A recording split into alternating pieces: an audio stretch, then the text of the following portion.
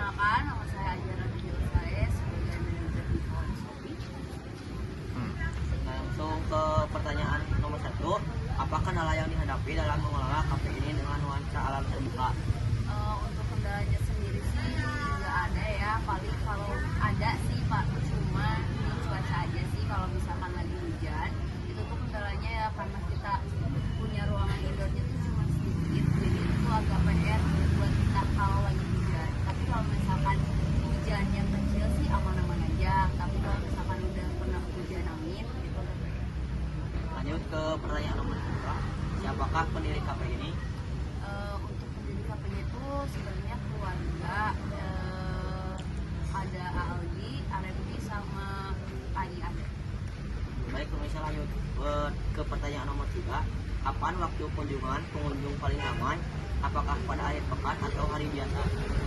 Untuk kunjungan paling ramai sih akhir pekan ya, lonjakan paling tinggi. Cuman untuk di hari-hari biasa juga traffic ramainya itu di jam makan siang, sore, sama malam. Lanjut ke pertanyaan keempat. Di mana titik atau sudut yang paling diminati pengunjung untuk bersantai maupun berfoto? Untuk area foto yang diminati pengunjung itu di kaca besar. Terus tuh kalau misalkan mau bersantai, mereka tuh kalau misalkan sore hari biasanya di depan sawah yang kursi hitam. Terus untuk spot fotonya biasanya kalau sore suasananya cerah, biasanya di lantai 2.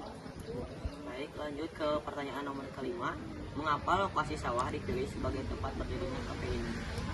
Kalau nggak salah ya, waktu itu yang saya tahu kenapa pilihnya di tengah area persawahan, karena terinspirasi dari kafe-kafe yang ada di Bali.